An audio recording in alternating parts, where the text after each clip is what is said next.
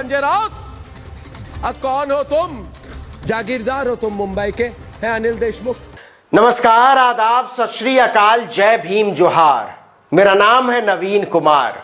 आपने जज साहब के यह तमाम आदेश, फैसले और निर्देश सुने होंगे। क्या कहा?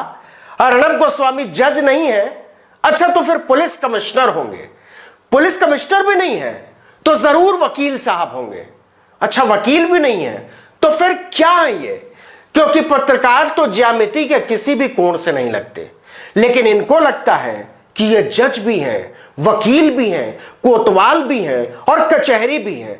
इनकी इस सोच पर हाई कोर्ट ने ऐसा सोटा मारा है कि दर्द के मारे बिलबिला उठे हैं। कोर्ट ने साफ साफ कहा है कि आपके चैनल ने न मृतक सुशांत सिंह का सम्मान किया, न रिया चक्रवर्ती की औरत होने का और न ही पुलिस का। क्या कर लोगे संजय राउत? कौन हो तुम? यही सवाल अब बॉम्बे हाई कोर्ट ने पूछ लिया है कि तुम कौन हो अर्णब गोस्वामी? क्या तुम कहीं के जज हो? तुम क्या कहीं के पुलिस कमिश्नर हो? तुम क्या कहीं के वकील हो? और जब जज साहब ये सवाल कर रहे थे तो अर्णब गोस्वामी की वकील साहिबा थर-थर कांप रही थी। उनकी समझ में नहीं आ रहा था कि जवाब क्या देना है। जागीरदार हो तुम मुंबई के? है अनिल देशमुख?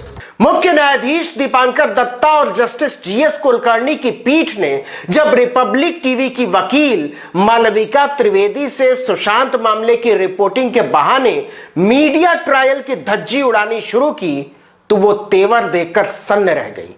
अर्णब गोस्वामी को लेकर कोर्ट की टिप्पणी के बारे में बताएंगे आपको, लेकिन पहले सुनिए अदालत के सवाल। अर्णब गोस्वामी ने सुशांत के मामले में मुंबई पुलिस के लिए वाहियात टिप्पणियां करते हुए पुलिस कमिश्नर को कायर और डरपोक तक कहा था। रिपब्लिक टीवी ने बाकायदा एक अभियान चलाया था, रिया को गिरफ्तार करो। इसके बाद के तमाम नाटक आप अच्छी तरह से जानते हैं। ये इस साल की सबसे बड़ी ब्रेकिंग न्यूज होगी। रिपब्लिक टीवी ने ट्विटर और दूसरे सोशल मीडिया पर अभियान छेड़ दिया था, #अरेस्ट रिया। अर्णब की इन हरकतों के खिलाफ पूर्व पुलिस अधिकारियों ने एक जनहित याचिका दाखिल की थी कि इस तरह का मीडिया ट्रायल लोकतंत्र के लिए हानिकारक है मिलॉर्ड। इसके बाद कई और जनहित याचिकाएं दाखिल होती गई, इसमें जुड़ती गई। हाईकोर्ट ने सबको एक साथ मिलाकर सुनवाई शुरू की और रिपब्लिक टीवी को समन भेजा। रिपब्लिक ने वकील मालविका त्रिवेदी को जवाब देने के लिए खड़ा किया, लेकिन अर्णब की वकील को अंदाजा नहीं था कि वो किस तरह का मुकदमा लड़ने जा रही हैं। उन्होंने दलील दी कि मेरे मुवक्किल अर्णब गोस्वामी ने तो खोजी पत्रकारिता के नए मापदंड गढ़े हैं मिलॉर्ड। ये पुलिस के बड़े बड़े अफसर लोग उनसे जलते हैं, इनकी याचिका रद्द कर दीजिए।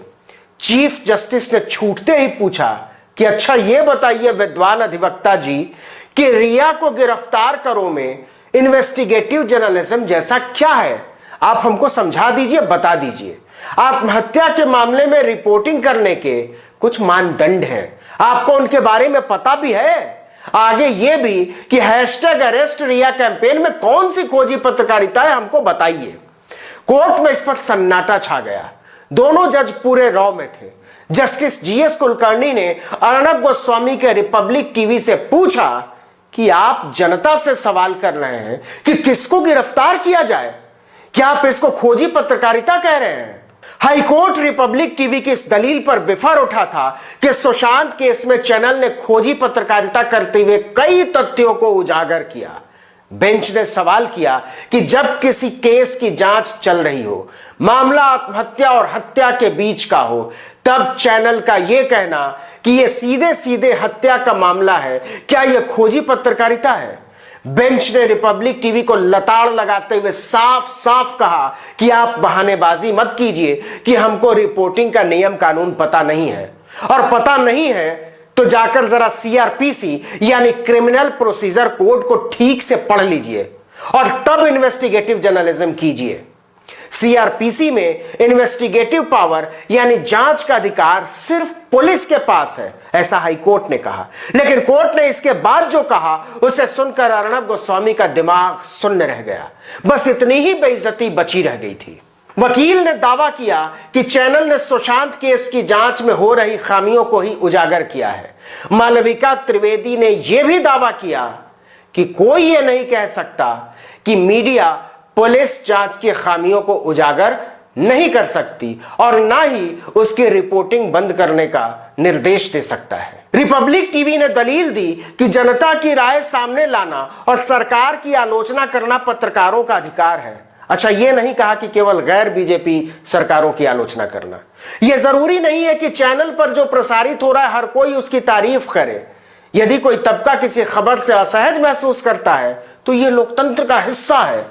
इसके बाद तो अदालत रौद्र रूप में आ गई।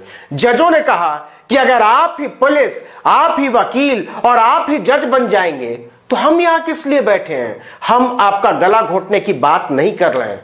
हम तो सिर्फ यह समझना चाहते हैं कि आपने प्रोग्राम कोड का दायरा तोड़ा है या नहीं। हम आपको कहना चाहते हैं कि आपको अनिवार्य रूप से अपनी सीमाओं को पहचानना ही पड़ेगा और उन्हीं सीमाओं के दायरे में रहकर काम करना पड़ेगा। इस सीमा को पार नहीं कर सकते। कोर्ट ने साफ साफ कहा कि किसी व्यक्ति विशेष को निशाने पर लेकर उसकी गिरफ्तारी का अभियान चलाने की रिपोर्टिंग को खोजी पत्रकारिता कैसे कहा जा सकता है। बॉम्बे हाई कोर्ट ने अर्नब गोस्वामी और रिपब्लिक के बहाने पूरी मीडिया के सलूक को ही, खासकर टीवी को, कटघरे में खड़ा कर दिया था। कोर्ट ने कहा कि पुलिस के अलावा कोई जांच नहीं कर सकता, न कोई व्यक्ति, न कोई संस्था, न मीडिया, न कोई। अदालत ने कहा कि हम पत्रकारिता के बुनियादी नियमों का जिक्र कर रहे हैं, जहां आत्महत्या से संबंधित रिपोर्टिंग के लिए बुनियादी शिष्टाचार का पालन अनिवार्य है और उसका पालन करने की जरूरत है। और आपने तो मृतक को भी नहीं छोड़ा। गवाहों को लेकर मर्यादा को तो भूल ही जाइए। कोर्ट ने रिपब्लिक की वकील से पूछा कि क्या आपके चैनल के मन में मृतक को लेकर कोई सम्मान नहीं है। यह वाकई बेहद दुर्भाग्यपूर्ण है। अदालत ने कहा, आपने एक महिला को ऐसे तरीके से पेश किया जो उसके अधिकारों का खुल्लम खुल्ला उल्लंघन है। हम पहली नजर में यह मानते हैं। मतलब अर्नब गोस्वामी ने जिन दलीलों के आधार पर अपनी पत्रकारिता का सिक्का चमकाया था वो 1 महीने के भीतर ही खोटे साबित हो चुके हैं। सवाल है कि क्या अर्नब गोस्वामी, सुशांत सिंह, रिया चक्रवर्ती और मुंबई पुलिस को साजिश के तहत बदनाम करने के लिए हाथ जोड़कर बिना शर्त माफी मांगेंगे। इस वीडियो में इतना ही, लेकिन अगर आपने अब तक आर्टिकल 19 इंडिया को सब्सक्राइब नहीं किया है तो फौरन कर लीजिए। नीचे जाकर बेल आइकॉन दबाइए, घंटी जैसी एक छोटी सी आकृति लाइक अभी के अभी कर दीजिए। कमेंट करके बताइए हमारा वीडियो आपको कैसा लगा और अपने दोस्तों, परिचितों, रिश्तेदारों, समूहों में व्हाट्सएप, फेसबुक, इंस्टाग्राम, ट्विटर पर हमारे वीडियो लिंक्स को साझा कीजिए, शेयर कीजिए। और हां, हमारे फेसबुक पेज आर्टिकल 19 को लाइक करना मत भूलिएगा। नमस्कार।